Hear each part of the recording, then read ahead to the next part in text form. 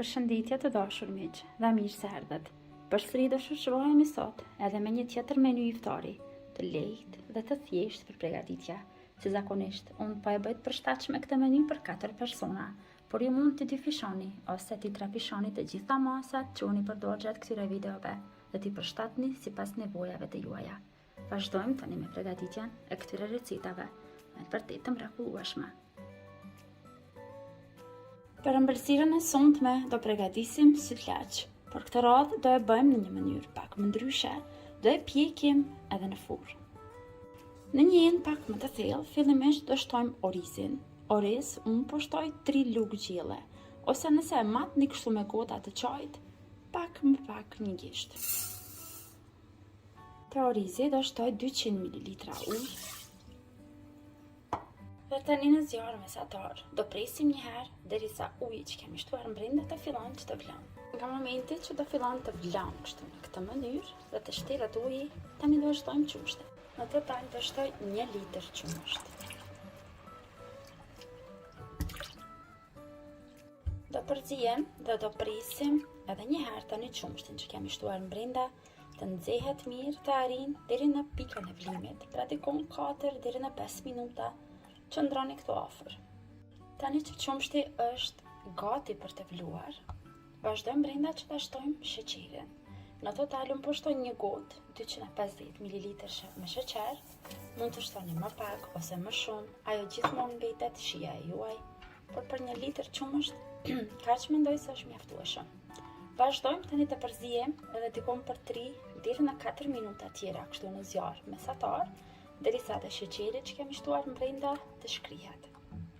Kohë që presim edhe për disa minuta, derisa të zihet edhe pak sheqeri, do përgatisim edhe atë që do e trash lëngun e këtij sytllaçi, pasi ky bëhet në një mënyrë pak më ndryshe. Pjatë, këtu kam shtuar 2 lugë gjelle, një sheste.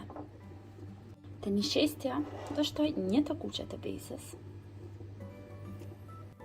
Dhe do vazhdoj që t'i zbus me 100 ml ujë.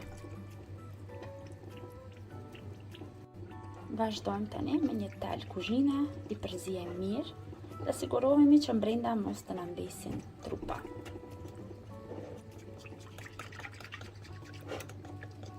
Vazhdojmë tani përzierjen që përgatitëm, e shtojmë këtu brenda të sytllaçit. Përzijem pa ndërprerë edhe për 2-3 minuta tjera, derisa të fillon që të trashet, dhe e largojmë me tani nga zjarri, pasi duhet tani që ta pjekim në furrë. Tani pas 3-4 minutave, po fillon që të zihen kështu në këtë mënyrë, është trashur pak dhe është i gatshëm tani për ta transferuar në ena tjera dhe për ta futur në furrë. Tani do na duhen pjata të keramikës dhe do vazhdojmë që t'i mbushim me sytllaçin që përgatitëm, do i mbushim deri lart.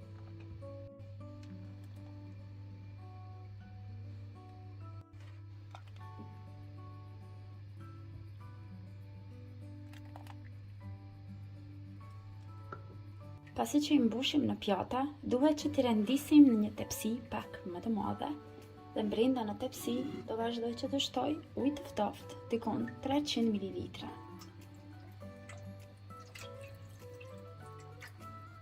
Vazhdojmë tani i fusim në furrë të nxehtë 250 gradë, por do i vendojmë shumë lart në furrë që të skuqen këtu përmbi, dikon 7 deri në 8 minuta.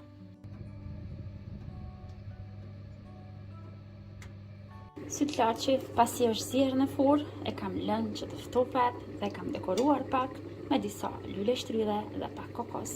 Vazhdojmë tani që ta servojmë në tavolinë bashkë me të gjitha recetat tjera. Si pjatë kryesore në menun e sonte të iftarit do përgatisim gullash. Fillimisht në një enë kam shtuar 1 lugë gjelle gjallë dhe siç them gjithmonë, ju mund t'i përshtatni gjithmonë sipas shijeve të juaja, t'i përgatitni me vaj ose me margarinë. Tani që gjalpi është shkrirë, brenda do shtojmë një qep. Unë qepën zakonisht e bluaj kështu në blender të dorës. Kështu bërë më e imët. Tani që qepa është fërguar, brenda do shtoj 300 gram këpurdha. Unë po përdor këpurdhat e konzervuara, mund të përdorni edhe këpurdhat e freskëta.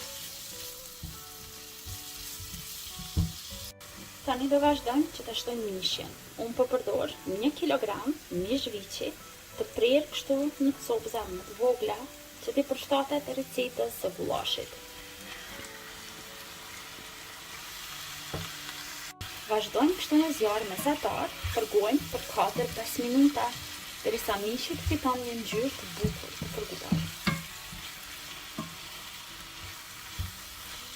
Pasi që është përguar mishi mjaftueshëm, brenda do shtoj një lugë gjelle piper të kuq, pasi duam që të na merr ngjyrë të bukur.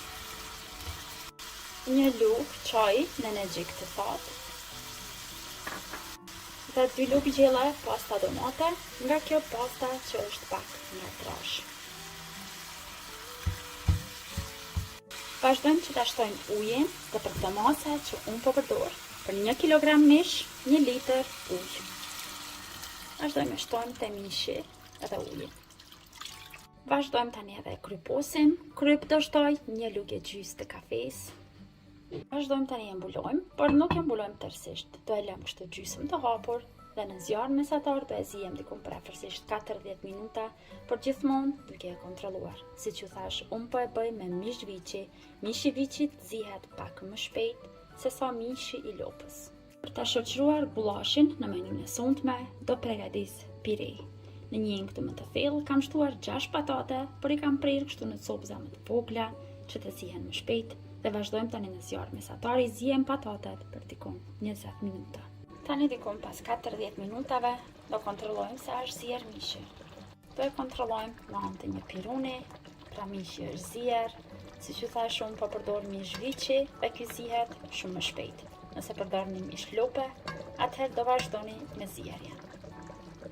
Dhe tani në fund fare, do shtojmë edhe krem pa na për gatim.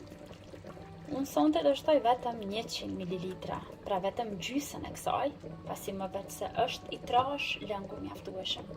Vazhdojmë me anë të lugës përzijem. Dhe lëm tani kështu në zjarr të ndalur që të qëndron vetëm edhe për 10 minuta tjera. Për sallatën e sotme do përgatisim lakër të kuqe. Unë këtu vetëm se e kam bërë gati, i kam shtuar pak vaj ulliri, pak uthull dhe kryp. Dhe do vazhdoj tani që të lakra të shtoj majonez. Nuk do e mat, do shtoj kështu afërsisht dikon 4 deri në 5 lugë gjelle. Vazhdojmë tani përzijem dhe nëse ka nevojë do shtojmë ende majonez. Për ta servuar këtë lloj sallate do e bëj në fileta të portokallit. I kam prerë kështu në copëza më të holla. Dhe tani përmbi do shtoj nga sallata e përgatitur me lakër dhe majonez. Dhe pasi i rendisim tani kështu me pjata, përmbi do vazhdoj që të shtoj pak salcë kosi të tretur me ujë. Dhe do e shtoj kështu përmbi që të duken edhe më bukur në tavolinën e servimit.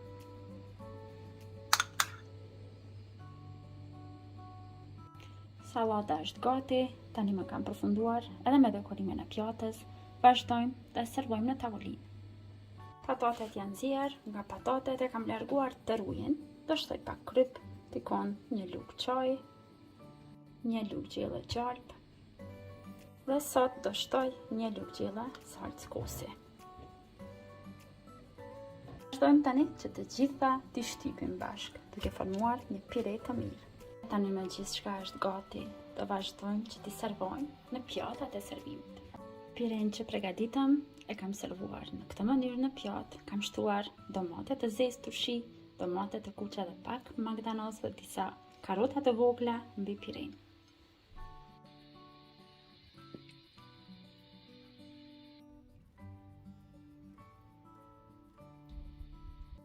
Shpresoj që do ju pëlqej edhe menyeja e sonte me iftarit e lehtë dhe thjesht për përgatitje. Ju dëshiroj agjerim të lehtë dhe të pranuar. Deri në recetat e radhës, mbeteni të përshëndetur nga unë, të dashur miq.